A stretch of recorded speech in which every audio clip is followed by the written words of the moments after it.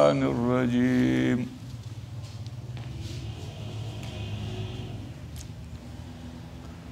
بسم الله الرحمن الرحيم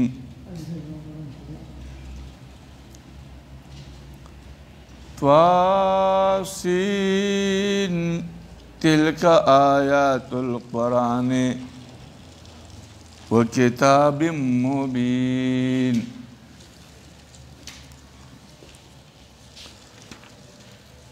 دا سورة نمل لے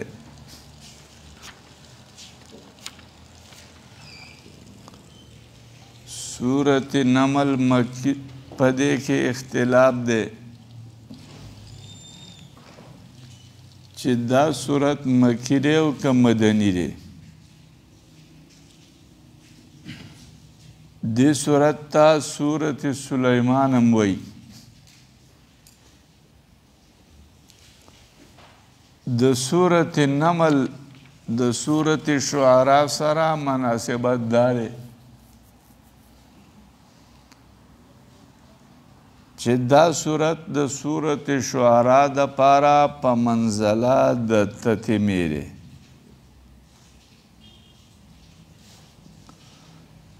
او هغه په دې طریقه داره ما قبل سورت د پاره تتمه چې په دې کې ذکر د داود علیه السلام او سلیمان علیہ السلام آغا دا اغو واقعی او دا اغو ذکر او دا اغو واقعی پا دی صورت کی زیادی کرلی قصہ دا لوط علیہ السلام پا صورت شعراء کی مختصر وا پا دی صورت کے اب ست بیان شویلا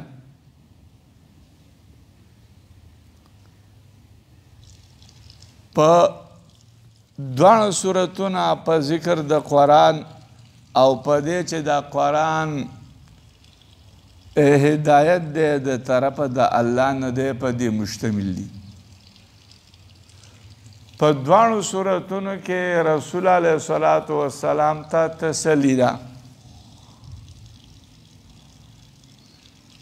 سورت نمل نازل شوه دے دا سورت شعراء نورستا او بیا په سورت نمل پسې ورسته سورت قصص هغه نازل شوه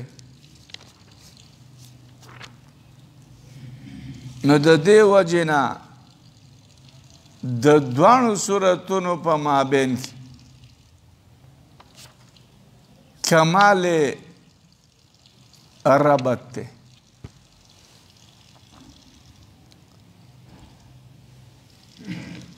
دعوه د صورت اثبات د توحید د الله تعالی دی او رد په الوهیت د غیر الله باندې چې د الله نه علاوه بل څوک الہ نشته خلاصه د صورت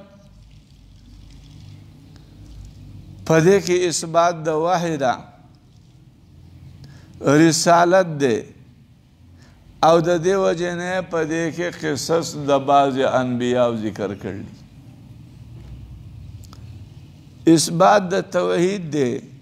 اثبات د معاد دی علامه د قیامت ذکر شوی دی وعد او وعید دی په دې طاسین دا د حروفو مقطعو نه دی او په دې باندې منګه بحث کړل تلک دغه آیات القرآن آیاتون د قرآن دی و کتاب مبین او د کتاب واضحه تلک دغه دا آیاتونه د قرآن دا صورت او کتاب واضح دے اہدن ہدایت دے و بشرا و زیر دے للمومنین دا پارا دا مومنانو الذین مؤمنان ها خلق دے یقیمون الصلاة چې ادا کوي هغه منځ لره ویؤتون الزکات او چې ورکوي هغه زکات وهم هغه بالآخرة په آخرت سره هم هغه یوقنون یقین کوي هغه ان الذين بشکا خلق لا یؤمنون بالآخرة چې ایمان نه راوړي هغه بالآخرة په آخرت سره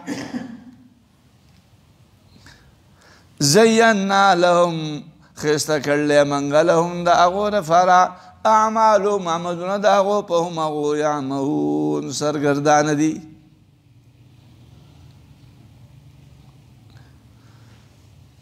په دې ځای کې نه کې ویل زینا الله من خسته کړل لهم د هغو دپاره اعمالهم عملونه د هغو الله تعالی وجه د کافرانو د اعمال من خسته کړي د هغو لپاره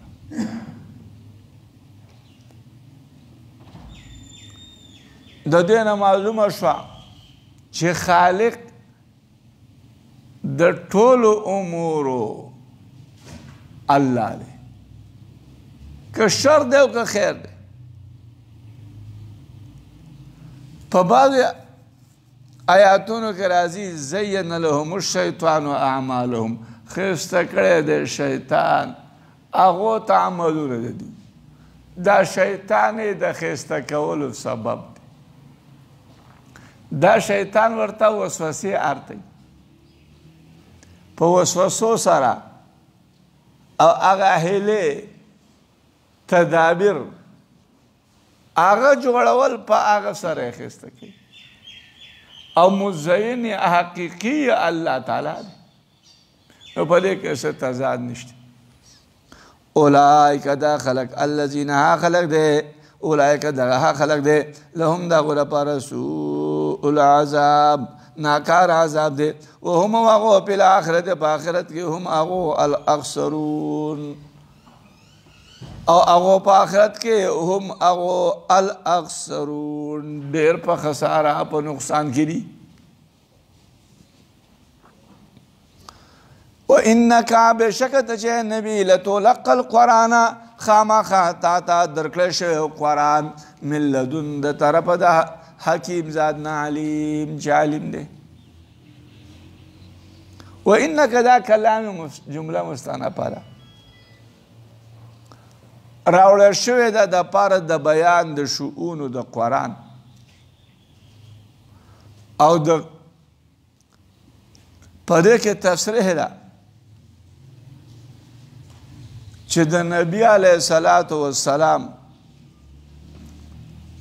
په اوچته طبقه کې دی په معرفت خپل په معرفت کې د معرفت په اوچته طبقه کې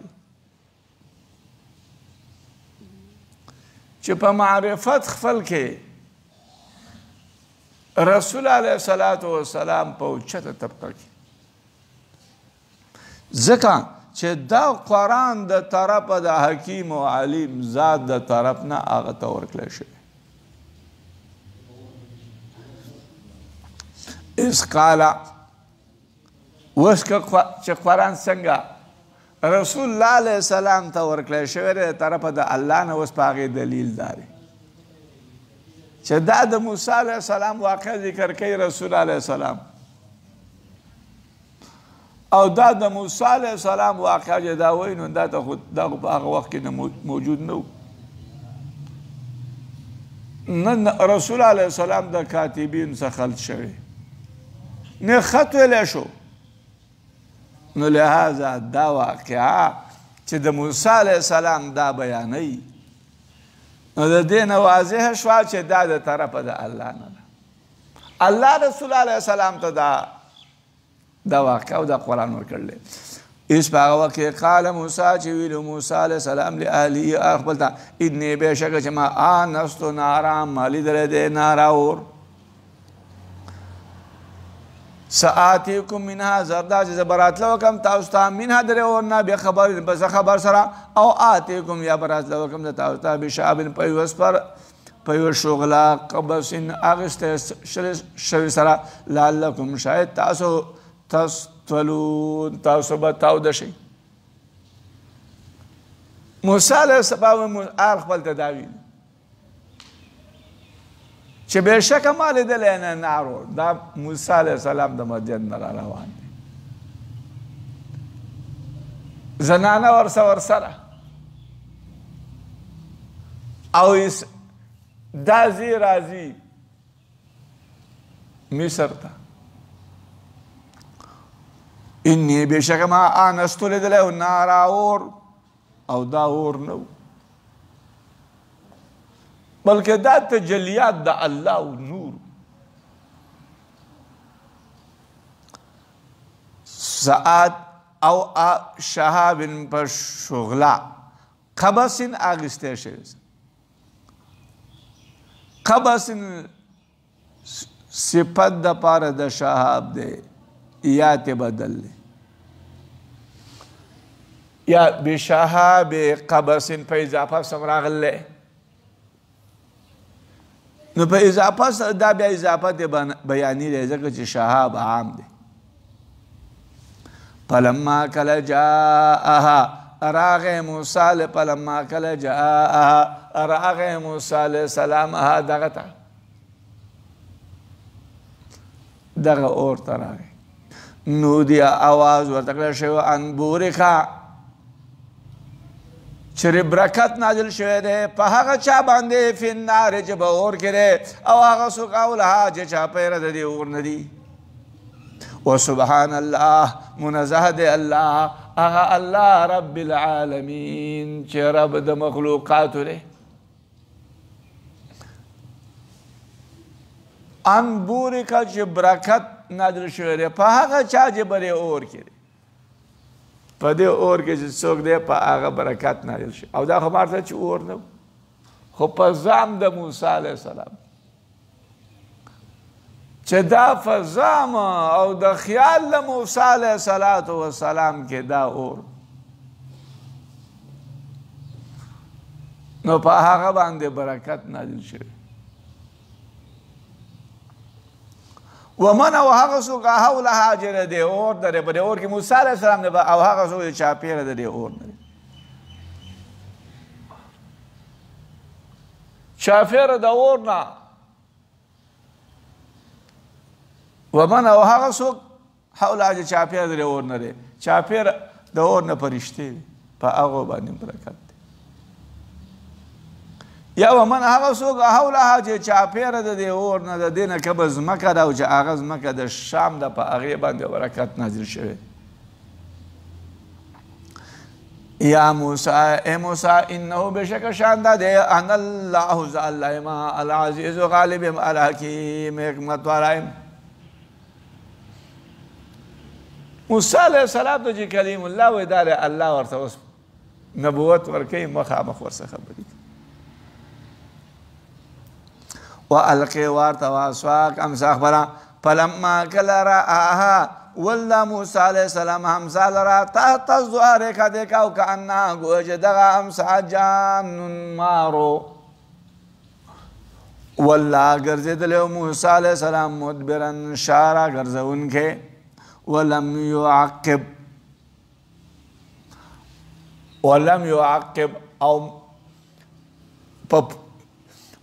يعقب او په پونده نو راګرځېدلی عقب پوندې ته ولا شی راوګرځوله ولم يعقب او راونه ګرځېد لاړ یا موسی ای موسی لا تخف ته مه یېرېږه انی بېشکه چې ما لا یخاف لدی نه یېرېږي په نزد زما المرسلون لېږلی شوي انبیا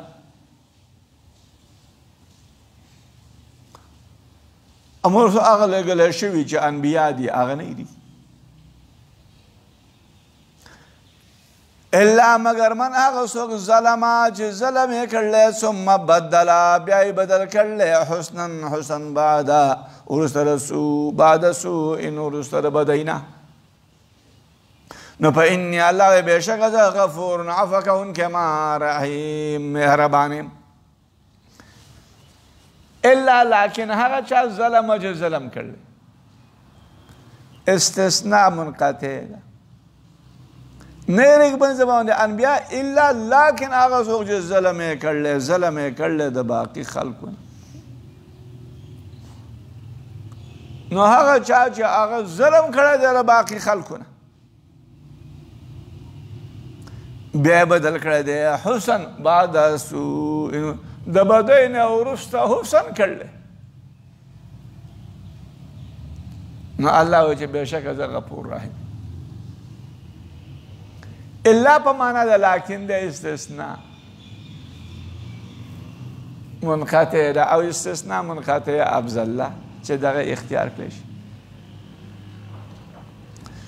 یا استثناء متصل الا مگر من هغه څوک ظلما چې ظلم یې کړلی مراد د ظلم نه خلاف الاولا نو هغه چا چې ظلم کړلی یعنې خلاف اولا کار یې کړ نو انبیاو نه خو خلاف الاولا کار کیږي نو په خلاف الاولا کار باندې اطلاق د ظلم شوی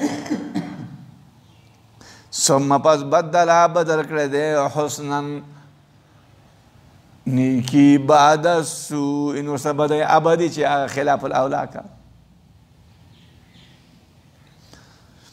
وادخل يدك داخل کته لاس خپل به جیب بګریوان خپل کې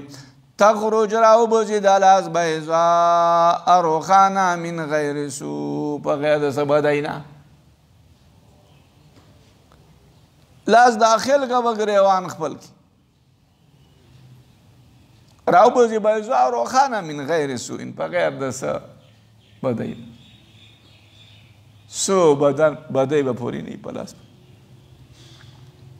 في 9 آيات پناهی علامو کری دا الى فرعون تا قوم داغتا انهم بشکاغو کانو قوم پاسقان اغا نهی علامه منگا مخی ذکر کرد پلق چه دا پلق چه اغا دریاب شلیدل دی دا موسیٰ علیہ السلام دا پارا دریاب وشلید توپان جراد ملخان سپگی سنزخی او اینا تومس چې د هغو د موسی علیه السلام په ابد دعای سره د هغه اسباب د رزق ګټې وګرځېدې جدب بدحالی قحط نقصان په فصلونو د هغو کې و نقص من الاموال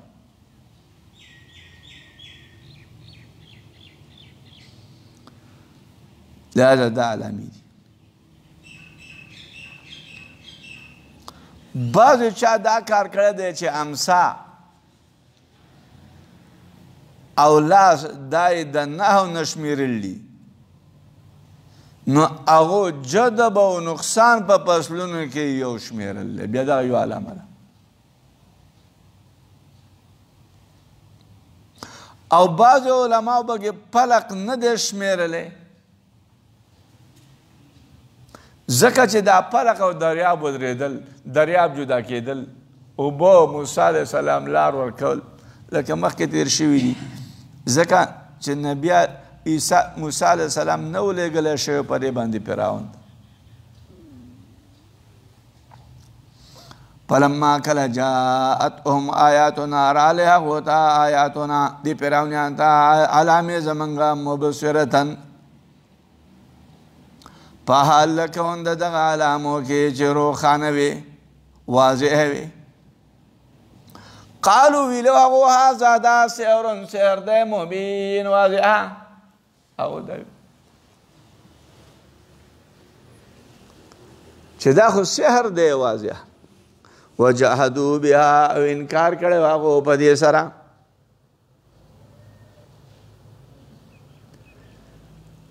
واستيقنتها انفسهم او یقین کړی د دې نفسونو د هغو او انکار کړو په دې علامو سره ظلمن د وجه د ظلمنا وعلوا او د وجه د تکبرنا پانځورو ګوره کیف کان څرنګه یو عاقبت المفسدین انجام د فساد کوونکو خلکو وجحدوا انکار کړو هغو بها په دې علامو سره د دې علامو نه هغوی انکار کړی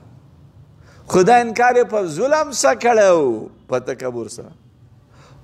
او نفسونو د هغو یقین کړی نفسونو د هغو یقین کړی و چې دا علامې حقې دي ولقد آتینا خامخا په تحقیق سره موږ ورکړی و داود علیه السلام و سلیمان علیه السلام ته علم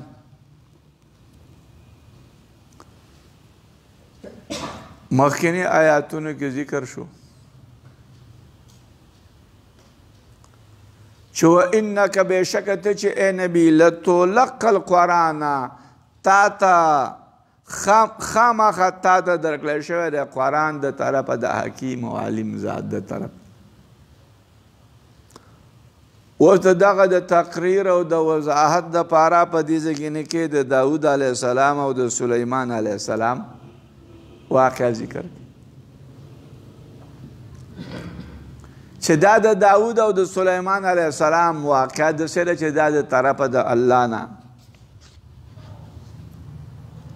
رسول علیه السلام ته د طرفه د الله نه ورکړی شوي ده لکه څنګه واقع د موسی علیه السلام چې د طرفه د الله نه رسول علیه السلام ته ورکړی شوي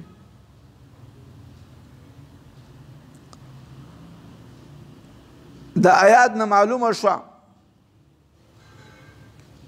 په آیات کې واضح دلیل دی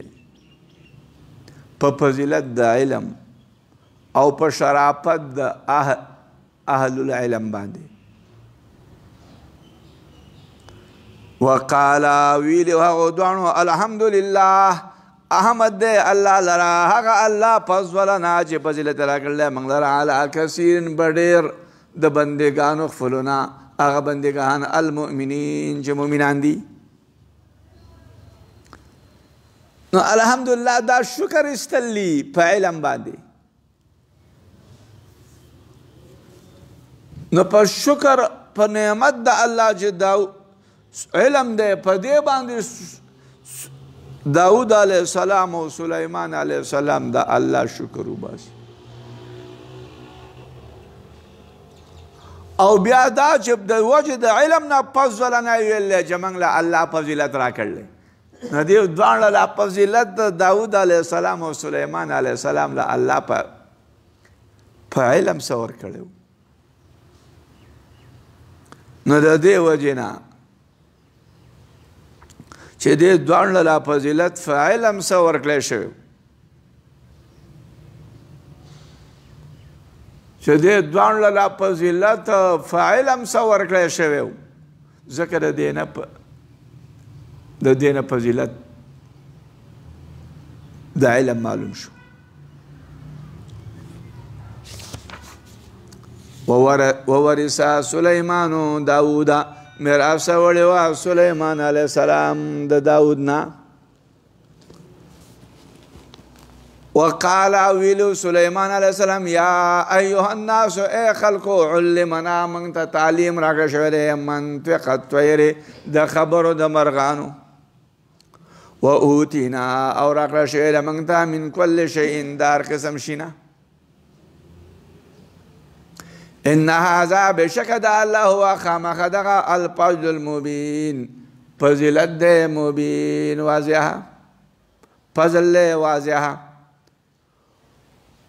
وورث سلیمان داود سلیمان علیه السلام د داود علیه السلام نه میراث وړی وه دا میراثه چې سلیمان علیه السلام د داود علیه السلام نه دا د میراثه د نبوت دی دا میراثه د علم دی دا میراثه د بادشاهی ده که چرته دا میراثه د مال وی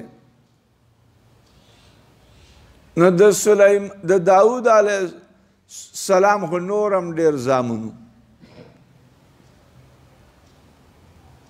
لہذا هغو به هم میراثه وړي وی هغو نومونه به هم ذکر کړي چې هغو هم میراثه وړي او په دې ځای کې صرف او صرف یو سلیمان علیه السلام ذکر نو معلومه شو چې دا میراثه د علم او رسول علیه السلام فرمایلی لا نورثو زمونږ نه میراثه نشي وړی هغه چې موږ پرېښې دي صدقه ده نو د انبیاو نه چې کم پاتې شو هغه صدقه ده مال د هغو میراثه نه چې د هغو نه میراثه ویسي وقال ویلو سلیمان علیه السلام یا ایها الناس ای خلکو موږ ته خبر راکړه علم راکړه شوی دی منطق الطیر په خبرو د مرغانو سلیمان علیه السلام له الله یوه معجزه دا ورکړې وه چې یاره ده به د مرغانو په خبرو باندې پرېږده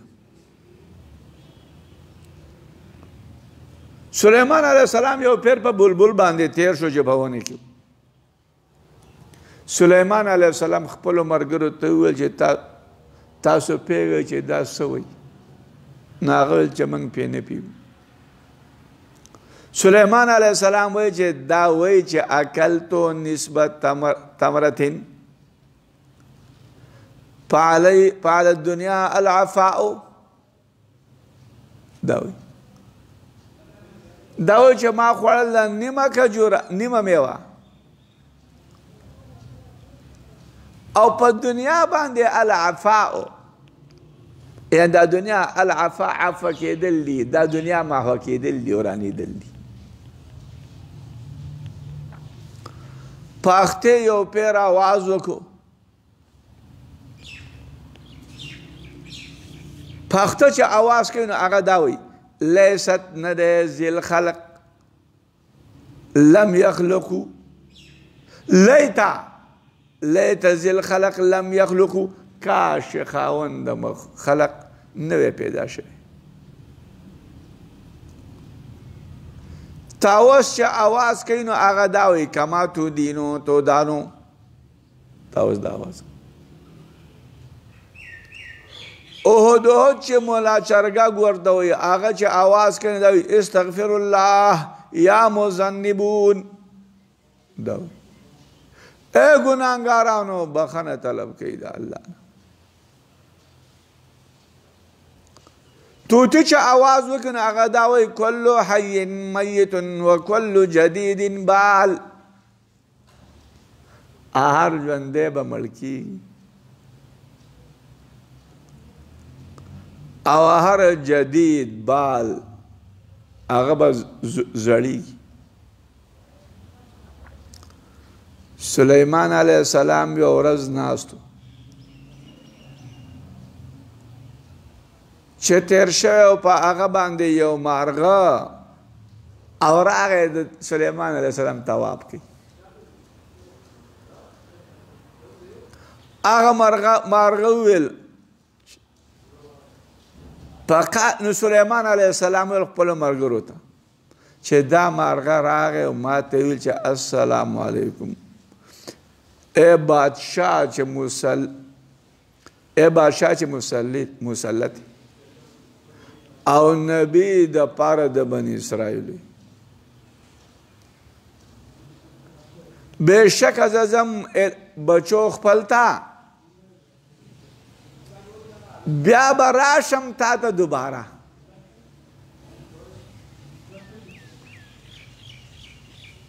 لہذا هغه لاړ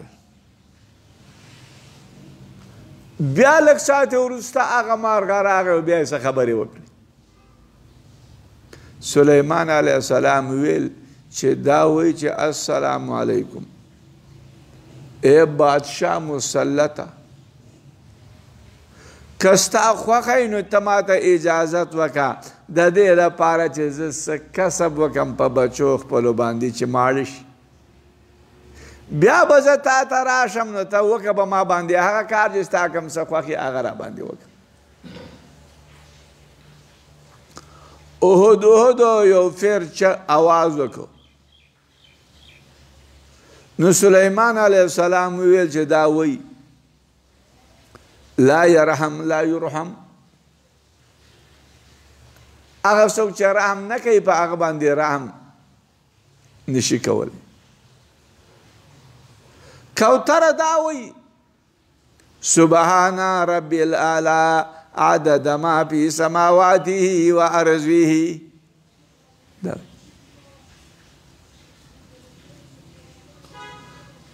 کارغه هغه دا وایي اللهم العن اشعار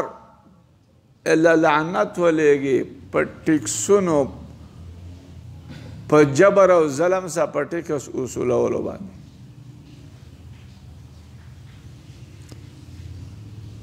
سنځخه چې اواز کوي نو هغه دا وایي سبحان ربي القدوس. باز چې اواز کوي هغه دا وایي سبحان ربي وبحمده.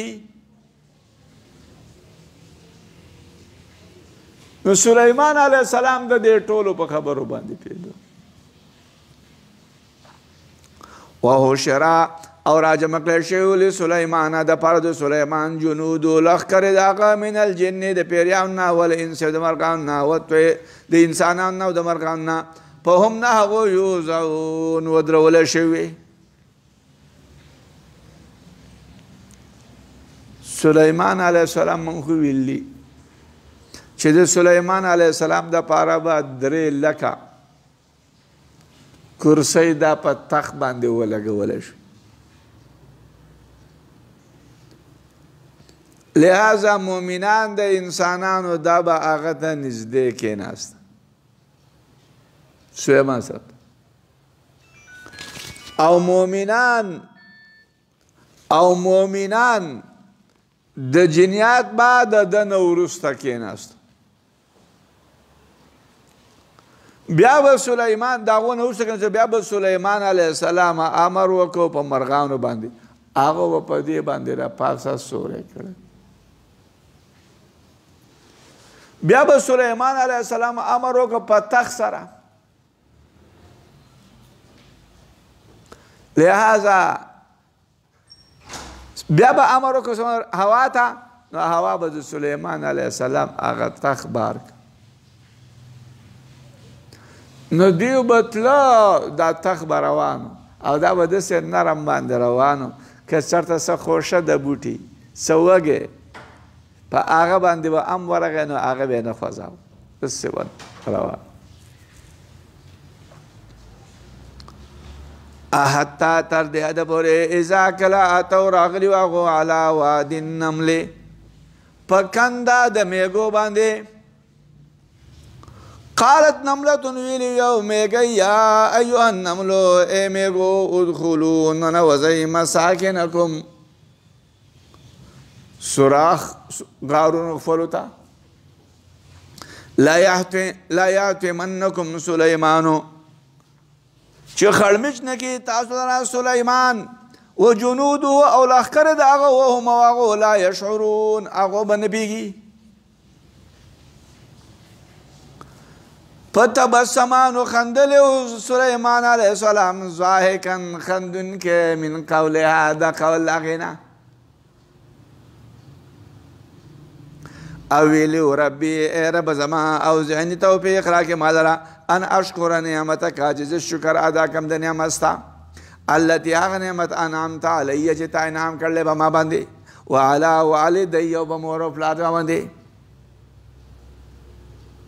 وان اعمل او زه عمل وکړم صالحا صالح ترضاه چې ته خوښې هغه لره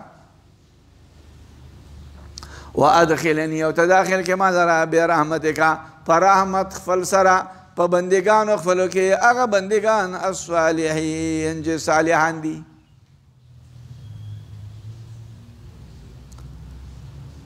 حتی اذا اتو چې راغلي وو په واده نمل میږو باندې. دا واده د نمل چېرته وه؟ بعضې وایي چې دا وادي په اقصا د یمن کې وه.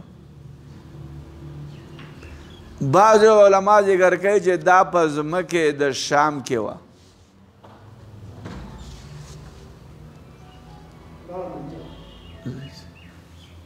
او دا وایي چې دا وادي په ځمکې د شام کې وه. بعض علما ذکر کوي چې دا وادي په سودیر کې وه د ځمکې د طایب. وادي سدیر کې و د ځمکې د طایف نه هغه کې و اوس د دغه میږی څه نوم و چې دا خبرې کړلې یا ایها النمل داسې اسرائیلي روایات دی چې د دغه میږی نوم جرما وه یا زاخیه وه ځکه چې د میږیانو دپاره څوک نومونه نه ږدي نه د میږیانو دپاره نوم ننوځئ تاسو مساکنکم کورونو خپلو ته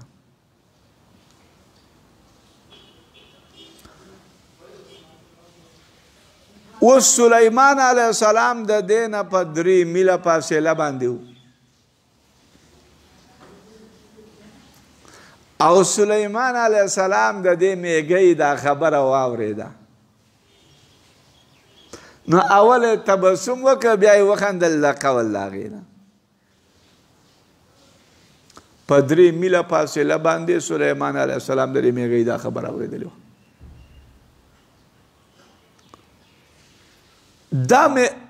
او دا د سلیمان علیه السلام معجزه وه دا میږیان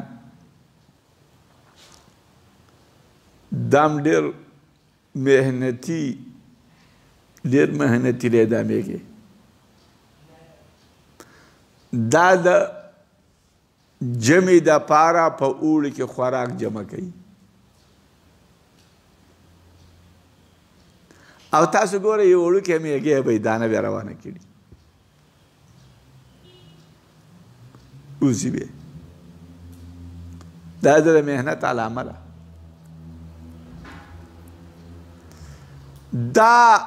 دا دانې خو چې کله ویش راخیږي لهذا دا کوشش کوي چې دا دانې ماتې کړي چې تیغ ونه کړي راونه خیږي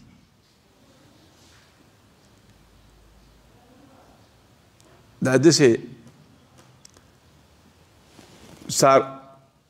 میږی داسې په دې کې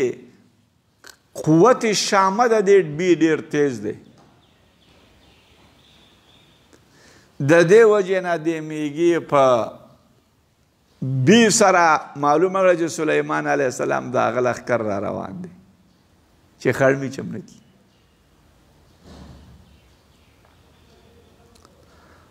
وتفقد الطير او رکړی سلیمان علیه السلام الطير مارغه فقال ویلو مالیا لا سوجر مال لا ارى الحدود چې زنینم حدود ام کان ده من الغائبین د غایبیدونکو نه نو ویلو چې مالیا را څه دي مال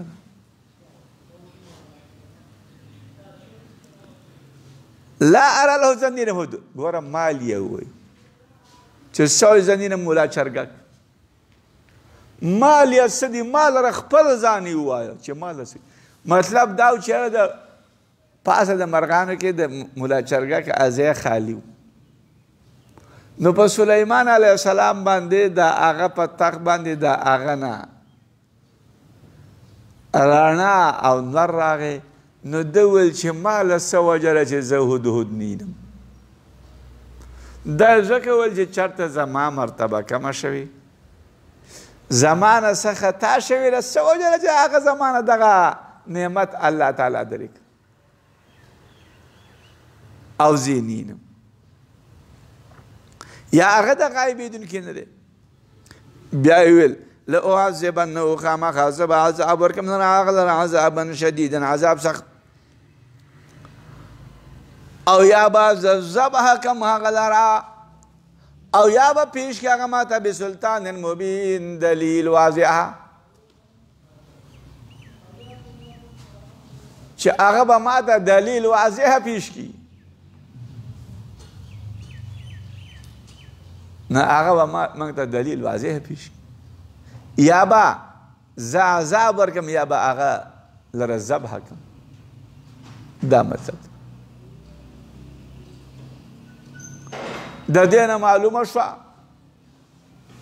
چې یو مشر خپلو کشرانو لره متعلقین له سزا ورکوي نو هغه سزا هغه ورکولی شي دا مطلب دی په مکثانو درنګ تېر کړی و هغه ملا چرګه غیر بعید په غیر د لږ ټیم نه درنګ یې تېر کړی زمانه غیر مدید اوږده زمانه نه وه فقاله نو ویلو ملا چرګ احدتو ما احاطه کړله په هغه باندې لم تحط به چې تا احاطه نه وه کړې په هغه باندې وجئتوک او زه راغلم تا ته من سبعین د سبا ښار نه بنبعین په یو خبر باندې هغه خبر یقین چې یقیني دی په دې کې دی هدهد دا وویل چېره د دې نه معلومه شوه چې ډېر خبرې یوه خبره به هغه فاضل ته معلومه یا او هغه افضل سړي ته به نه معلومه دا معلومه هدهد ته هغه د یوه خبره معلومه ده او سلیمان علیه السلام چې خو افضل دی نبی دی هغه ته نه معلومه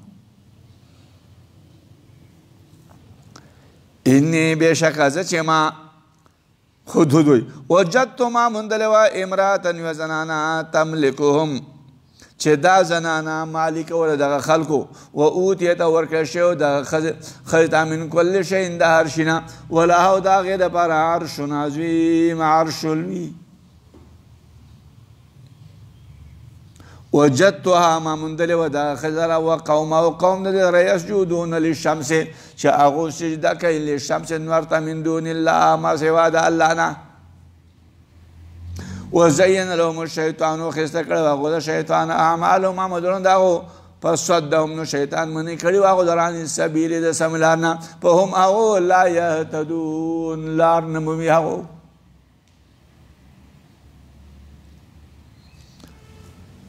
انی بېشکه ما وجدتو ما موندلې وه امرأة ښځه چې دا ښځه په دیو باندې مالکه دا ښځه بلقیس بنت شراحیل وه شراحیل د دې فلارو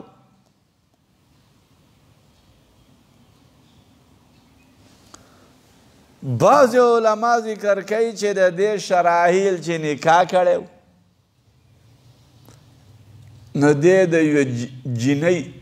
د یو جني سره یعنی د پیرۍ سره نکاح کړی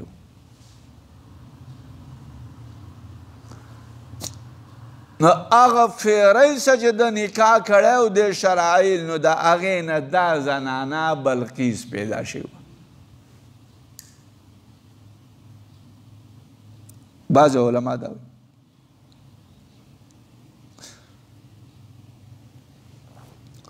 دا شراحین د نسل د یعرب بن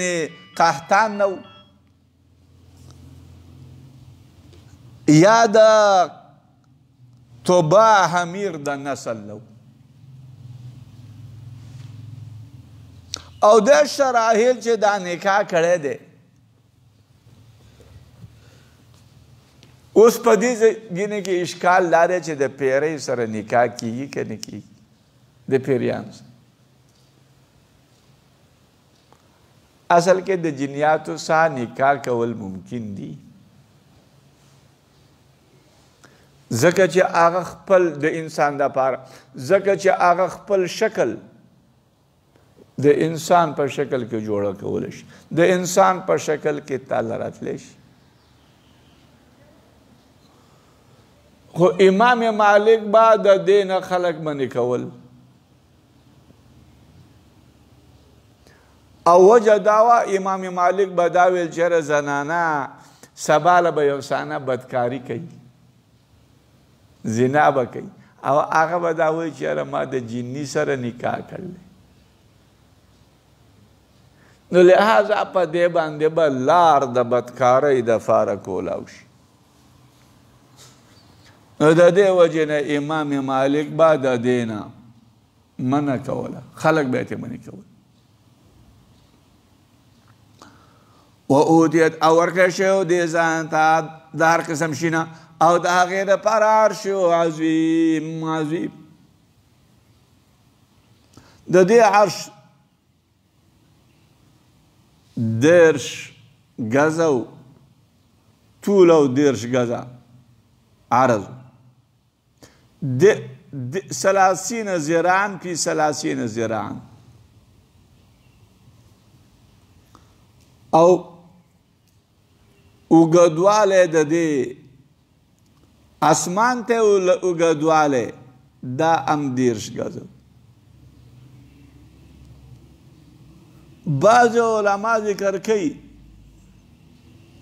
چې د دې طول هم 80 غزه او عرض هم 80 غزه او ارتفاع او چتوالی هم د هغې 80 غزه. دې ته عرش عظیم ویلی. عرش په حقیقت کې عرش د الله عظیم دی.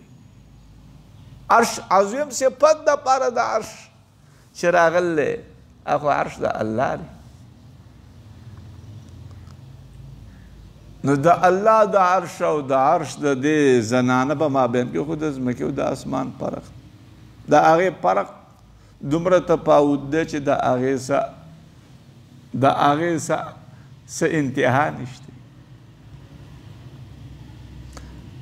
د دې آیاتونو نه معلومه شوه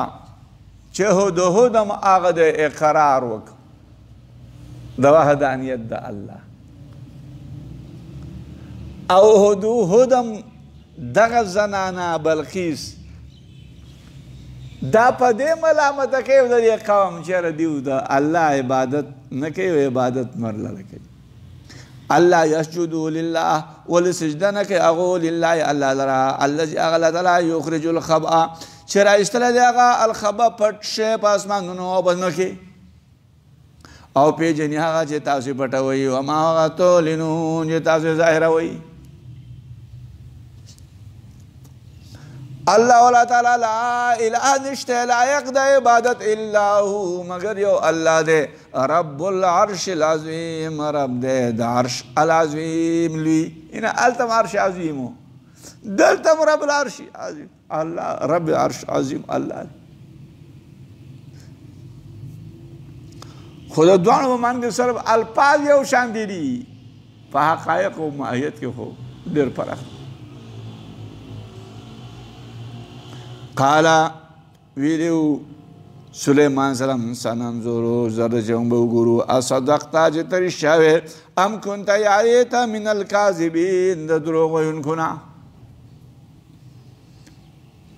اذهب لاړ شه بکتابي هذا په کاغذ زما چې دا دی فالقیه الیهم ورواړه ولا کاغذ هغو ته ثم تول عنهم بیا ته وګرځل هغو نه پنځورو ګوره ماذا په څه شي باندې یرجعون راګرځي هغو. سلیمان علیه السلام ورته وویل چې دا کاغذ خو به هغې ته ورواړه خو بیا د هغې نه راوځه دې خوا کښېنه چې دوی څه وایي په خپل منځ کې ماذا یرجعون. دوی په یو خپل منځ کې څه خبرې کوي دا خلک څه خبرې کوي. په خط کې اوس دا لیکلي قالت ویلیو هغه زنانه یا ایها الملأ ای سردارانو انی بېشکه چې ما القی الیه راټولی شوی دی ما ته کتاب کاغذ کریم عمده انه بېشکه دغه من سلیمان د سلیمان دی و انه بېشکه شان دی بسم الله شروع کوم په نامه د الله هغه الله چې رحمان او رحیم دی. الله تعالی علیه چې تاسو علو سرکشي مه کوئ په ما باندې واتونی مسلمین او تاسو راشئ ما ته مسلمانان. دا خط ورته هدهد څنګه ورواړته او دا زنانه پرته وه او د نور طرف ته د هغې یوه کړکۍ داسې پرېښې وه هغه نور طرف نه به ورته رڼا راتله د نور رڼا په هغه کړکۍ باندې دا ورغی هدهد او هغه خط یې به مخوکه کې نیولی او دغه زنانه ته یې ورواړته او بیا د دې نه راواپس شو. دا زنانه چې راپاڅېده نو خط د سلیمان علیه السلام دا خط سلیمان علیه السلام پر خط کې انتهایی اختصار کړی د دې نه معلومه چې په خط کې فضول خبرو لیکل د ضرورت نه او په دې کې معلومه شوه چې په خط کې به اول خپل نوم لیکي من فلان الی فلان انه من سلیمان او که خپل نوم ته په آخر کې ولیکي هم دا به جایزي انشاءالله ځکه چې په دې کې عاجزي ده انکساري ده چې خپل نوم په آخر کې ولیکي او سلیمان علیه السلام ورته الله تعالی علیه چې ما باندې سرکشي مه کوئ او بس ما ته راشئ مسلمانان اسلام راوړئ قالت ویلو هغه زنانه یا ایها الملو ای سردارانو افتونی فتوا راکئ مالا فی امری بکار زما کې ما کنتو نیمز قاطعتا امرا قطع کوونکی د یو کار حتی تر دې حده پورې تشهدوني چې تاسو حاضر شئ ماته ما کنتو نیمز قاطعتا امرا قطع کوونکی د یو کار زه یو کار قطع کوونکی نه حتی چې تاسو ماته گواهی راکئ حتی تشهد چې تاسو حاضر شئ ماته چې تاسو نه حاضر شوي نو زه د یو کار قطع کوونکی نه قالو ویلي ورته سردارانو نحنو موږ اولو قوت خاوندان د قوت و اولو باسن او خاوندان د جنګ یو شدید سخت والامر الیک امر تا ته پنځوري ته وګوره مازه څه باندې تأمرین ته امر کې ته حکم کې وګوره چې ستا څه خوښې هغه باندې وکړه من خاوندان د جنگ سختی د دې زنانه اهل مشوره بلقیس اهل مشوره وا چې دا بادشاه وا 312 کسان دا د اهل مشاورت او دا هر یو معتاد بیا 10,000 کسان ابن عباس رضی الله تعالی عنہ ذکر کوي چې د دې زنانا 12,000 کیلو او لاندې د 12,000 کیلو او لاندې د هر قیل نه 1,00,000 فوج او بعض علما ذکر کوي چې لاندې د دې معتاد 400 بادشاهیان او هر بادشاه په ځان له منطقه باندې او د هر بادشاه لاندې 400,000 جنګیالي قالت ویلو هغه زنانا ان الملوک بادشاهان اذا دخلوا کله داخل شي هغه قريتن کلی ته افسدوا نو هغه پاسې دی کلی لرا وجعلوا او ګرځول او اعزه اهلها او ګرځي هغه عزتمند اهل کلینا ازلها ذلیلا کوم چې عزتمند دی هغه عزتمند راواخلي ذلیله وګرځي وکذلک هم دارنګې یفعلون کوي هغو وکذلک یفعلون دا خو یا د دې خبرې تصدیق الله کوي چې دارنګې یفعلون کوي چې بادشاهیان کله په یو کلي کې زیات شي نو دارنګې کار کوي چې هغه عزتمند ذلیله وګرځي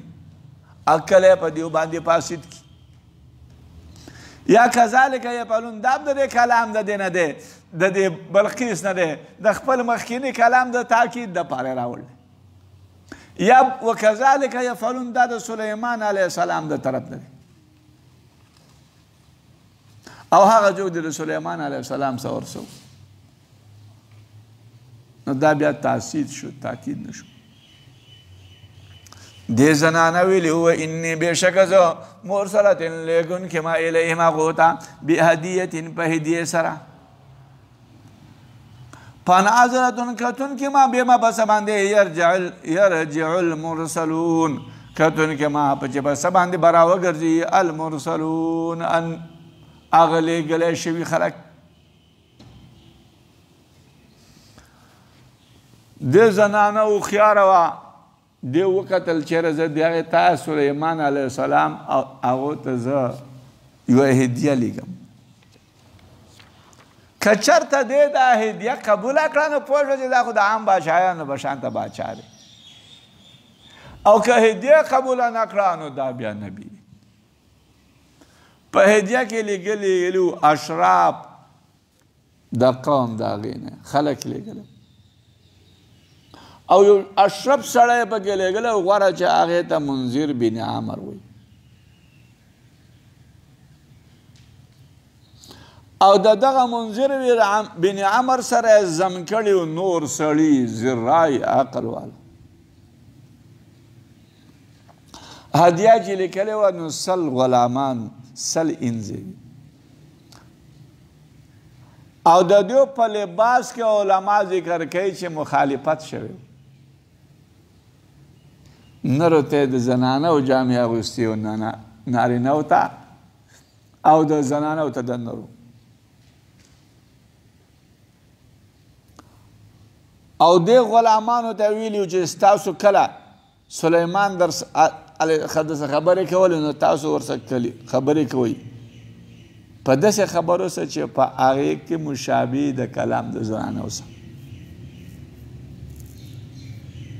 او زنانو ته ویلو چې تاسو کله د ده سره خبرې کوئ نو کلک او مضبوط او کلکې ټوس خبرې ورسره کوئ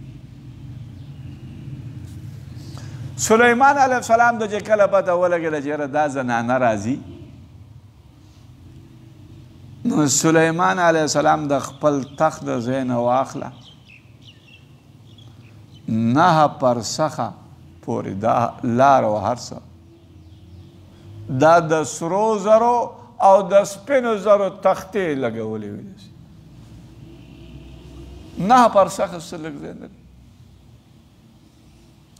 9 پرسخه 20 میله جوړیږي 20 میله هغه دا کار کړی او بیا یې جنیاتو ته حکم کړی نو هغه دا ښایسته څاروي د وچې او دارنګې د دې دریابونو دا یې راوړي او دا یې د دې یو طرف ته او بل طرف ته داسې ودرولي دا کار یې د دې لپاره کړی چې دغه زنانه ته د سلیمان علیه السلام عظمت او لویوالی د شان واضح شي د دې لپاره سلیمان علیه السلام دا کار کړی چې د معجزه هغه ته واضح شي فلما کله جاء سلیمان راله هغه هدیه سلیمان ته قال ویلی اتمدونني تاسو امداد کوئ زما بمال په مال سره مجا چې راغی وپد سلیمان فما آتانی الله هغه چې راکړلی ما ته الله تعالی خیر غوره دی مما د هغه نه آتاکم چې الله تاسو درکړی بل انتم بلکې تاسو بهدیتکم په هدیه خپل سره تفرحون تاسو خوشحاله کېږئ لہذا هدیه هم تاسو ویسئ ارجع الیهم واپس شته الیهم هغو ته فلناتینهم خامخا موږ به راتلو کړو هغو ته بجلود فلخکرو لا قبل لهم چې نه به یې طاقت هغو لره به دې لښکرو باندې ولنخرجنهم او خامخا موږ به وباسو هغو لره منها د دغه کلي نه اذلة ذلیله وهم او هغو صاغرون هغه به ذلیلی سلیمان علیه السلام یو ورته هدیه واپس کړه او بل یې ورته دا ویل چې فلنا خامخا موږ به تاسو باندې داسې لښکرې در ورغو چې ستاسو به طاقت دی قال ویلو سلیمان علیه السلام دا دسته دا وپه چې کله لاړ او هغې ته بلقیس ته د سلیمان علیه السلام شان و شوکت هغه بیان کړ د هغه مقام یې ورته ووایه نو لهذا بلقیس ویل چې زه د سلیمان علیه السلام ته هلته ځم او مطلب یې دا و چې ایمان راوړم د هغه سره ملاقات قال ویلو سلیمان علیہ السلام یا ایو الملو اے بادشاہیانو ایوکم کم یو ساسون ما یاتینی راتلو کی ماتا بعرشها پا عرش داغی قبل مخی ایاتونی مخی دراتلو داغو ماتا مسلمین مسلمانان چاگو مسلمانان راضی نو دا آغی عرش با ماتا سوک را قال عفریتن ویلو یو پالوان من الجن دی جنیاتونا آنازا آتی کبی زبراتلو کم تا دبادی باندی قبل مخی ان تقوم چه تا ودرگی من مقامی که دا مقام خلنا و انی بیشک از علیه پا دی باندی لقویون خامخ قوی ما امین امانت گری ما دا دی زنانه دا عرشو پا وکم کمره وی پا وکم وما کمره که دن پروتو دروازه پا دی پس بنده کڑے وی څوکیداران په هغې باندې مقررو سلیمان علیه السلام ویل چې د خپل رعیت ته چې کم یو ماله دا راوړي عفریت یو خبیث جني ویل نوم د هغه سخرو بعضې وایي چې نوم د هغه زکوازي و دا هغه وویل چې زه به راتله وکړم مخکې ته به لا دې مجلس ته نه پاسېدلی او زه به ستا مخې ته راغلی او بیا ویل چې زه بېشکه په دې باندې قوي یم قوي امین یې وویل چې زه قوي یم راوړی شم او امانتګر یم په دې کې خیانت هم نه کوم ځکه په جنیاتو کې خیانتونه هم ډېرې که نو ځکه یې ویل چې زه په دې باندې امانتګر یم قال الذي ویلو هغه سړي عنده چې بندیز د هغه علم د کتاب نه انا آتیک به زه به راتلو کوم تا ته په دې باندې قبل مخکې ان یرتد الیک طرفک مخکې چې واپس شي راوګرځې تا ته طرفک طرف د سترګې ستا د سترګې دا راګرځېدلو په رب کې به زه راوړم قبل مخکې ان یرتد چې واپس شي تا ته طرفک دا باڼه ستا دا باڼه به لا تا ته داسې راګرځېدلې نه وي او زه به یې حاضر کړم تاسو دې آیات ته وګورئ فلما رآه کله چې ولد سلیمان علیه السلام هغه تخت لره مستقرا عنده ثابت په نزد هغه چې تخت د دې په د سترګې په رب کې حاضر شو قال ویلو سلیمان علیه السلام هذا دا من فضل ربي د فضل د رب زمان دی لیبلوني د دې لپاره چې امتحان اخلي زما امتحان اخلي الله زما اشکرو چې زه شکر وباسم ام اکفرو یا زه کفر وکم د دې بتانه ومن شکر او هغه چا چې شکر ویستو نو بېشکه شکر وباسي لنفسي د پاره نه پسول ومن کفر او هغه چا چې کفر وکړو ناشکري وکړه نو په ان ربي بېشکه رب زما غني دی کریم عزتمند دی قال الذي هغه بنیز هغه باندې علم د کتاب نه دا سړی څوک بعضې وایي چې دا د سلیمان علیه السلام یو وزیر بعضې وایي چې دا خضر و بعضې وایي چې دا تملیخا و بعضې وایي چې دا جبرائیل علیه السلام بعضې وایي چې دا د سلیمان علیه السلام په خپله و بعضې وایي چې دا فرشته وه راجح خبر زیاد مفسرین دا ذکر کوي چې دا سړی آصف بن برخیا و د ده نه مور نوم باخورو د سلیمان علیه السلام وزیرو او د سلیمان علیه السلام خوری و ده ته اسم اعظم یادو د چې اسم اعظم ووایه د ځمکې یخ نه بس مخې د سترګې په عرب کې تخت دلته حاضر شو د سلیمان علیه السلام مخې ته حاضر شو بعضې علماو چې په دغه وخت دی به حی یا قیوم دا الفاظ دی بعضې علماو چې ده ویلي یا الهنا و اله کل شیء الها واحدا لا اله الا انت ائتنی بعرشها بس الا تراتلو که ماتا پا عرش تا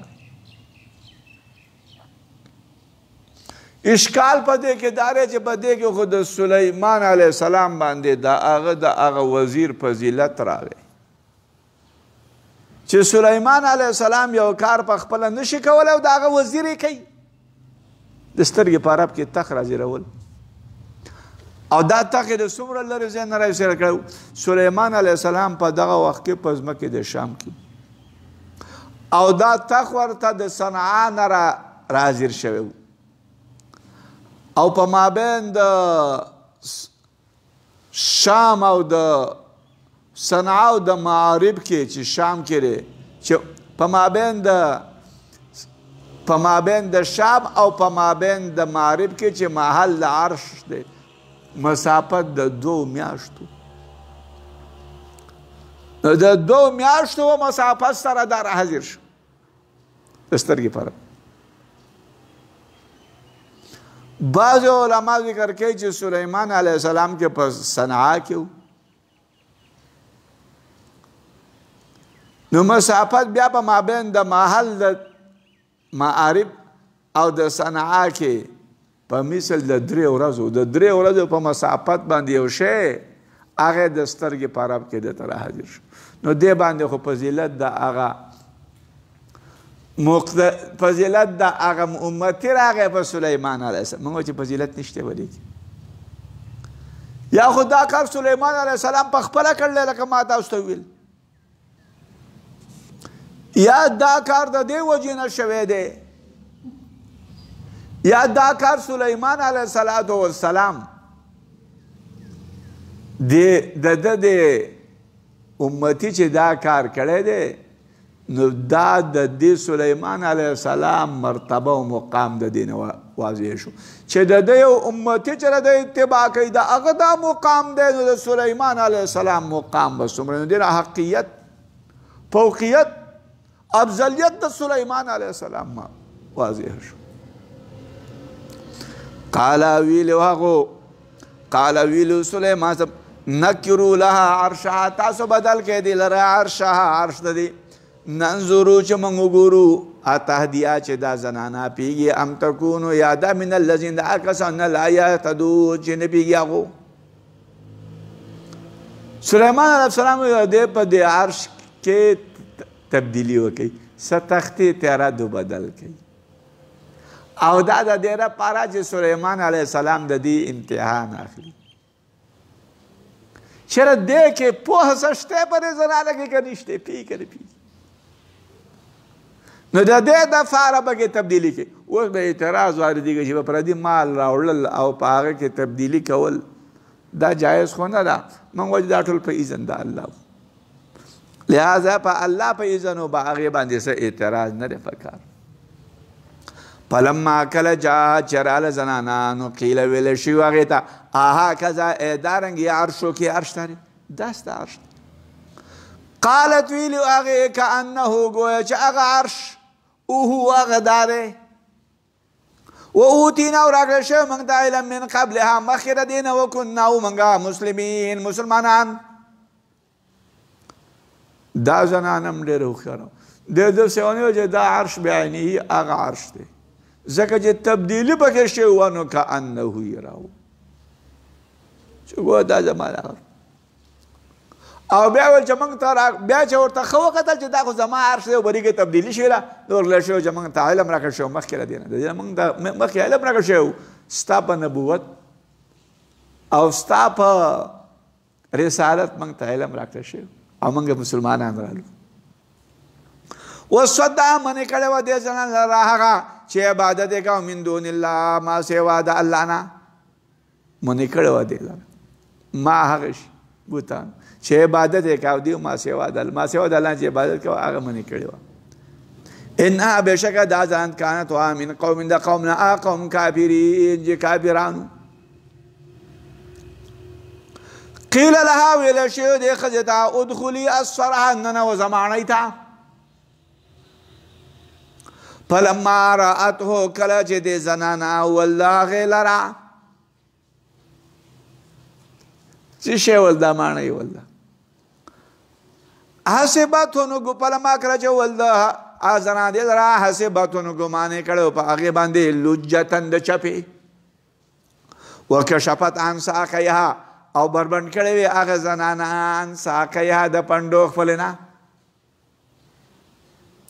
قال سلیمان علیه السلام ورته چې انه بېشکه دا سرون ماڼۍ دا ممردون چې چړاو کړل شوي دی په دې باندې من قواریر د شیشې نه. قالت ویلو هغه زنانه ربي ای رب زما بېشکه ما ظلم کړلی په نفس خپل باندې او ما اسلام راوړی دی ما سلیمانه سره د سلیمان سره لله هغه الله لره رب العالمین چې رب د مخلوقاتو دی. سلیمان علیه السلام دا کار کړی یو ماڼۍ جوړه کړې وه او دې ماڼۍ ته چې ورننوځې نو داسې لار کې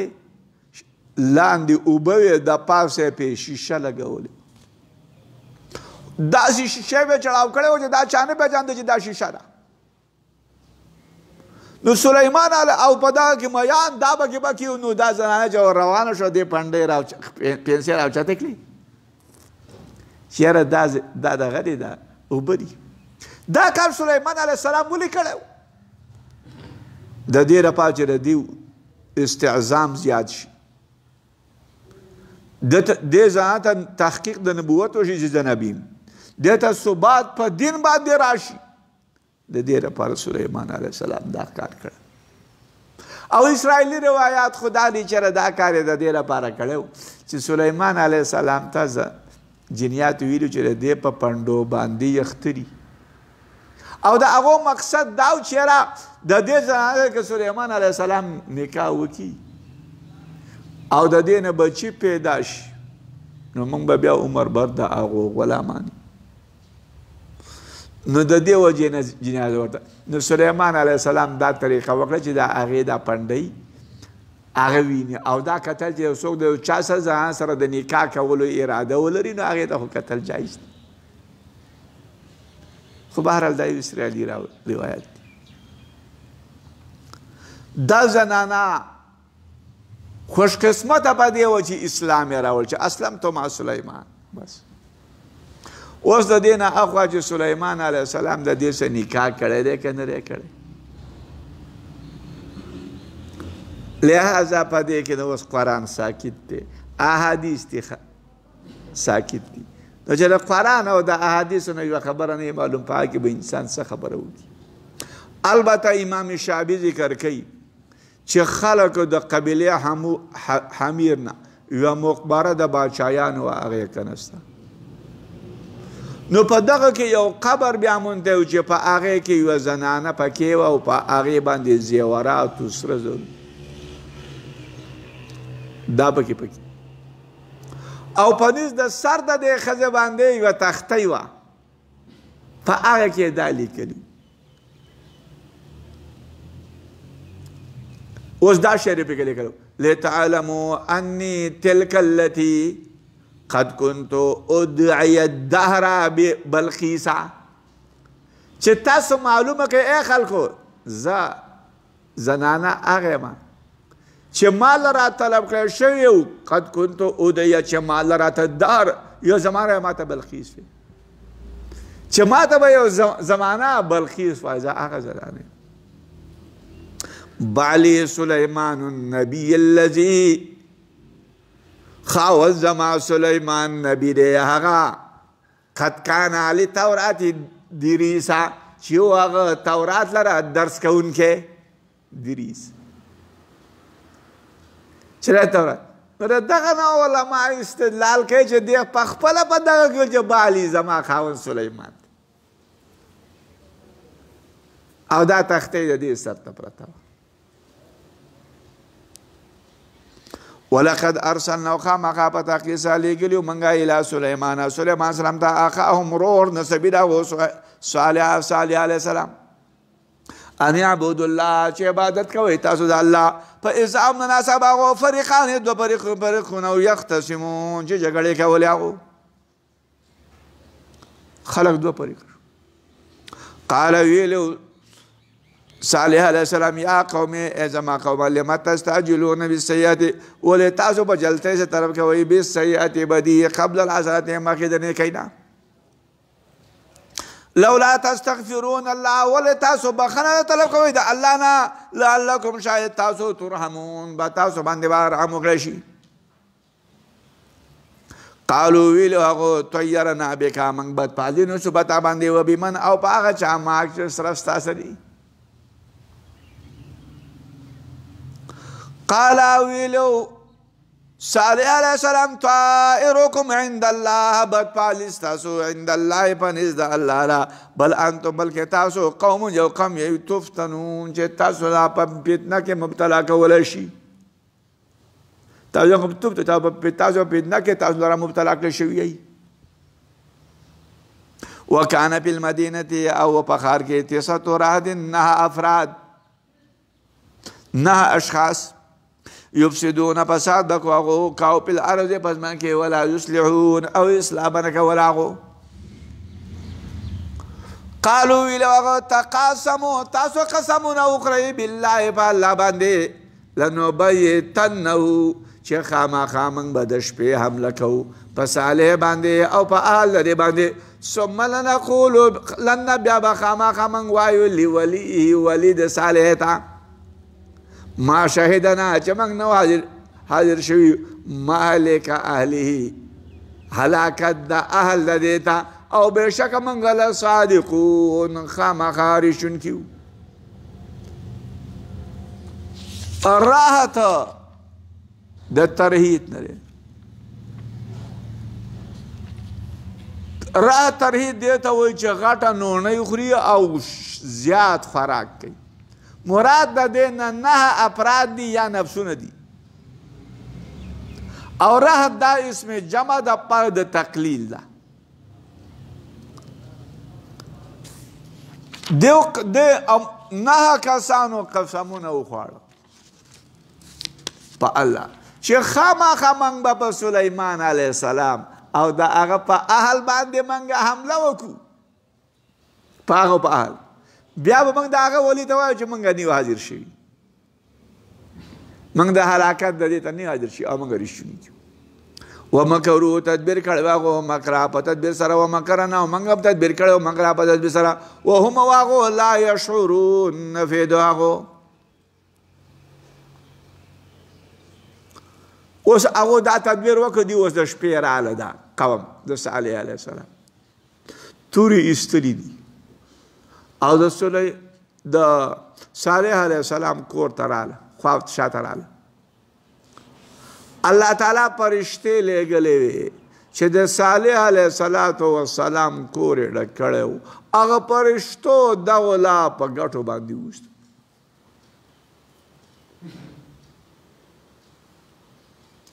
بعض علما ذکر کوي چې دا فرشتے چراله نو دیو قصو کو په تثبیت دا بعضو دا خلق چې کله راله نو دیو قصو کو د شپې په دغه باندې حمله کولو باندې په صالح علیه السلام او په اهل د دې باندې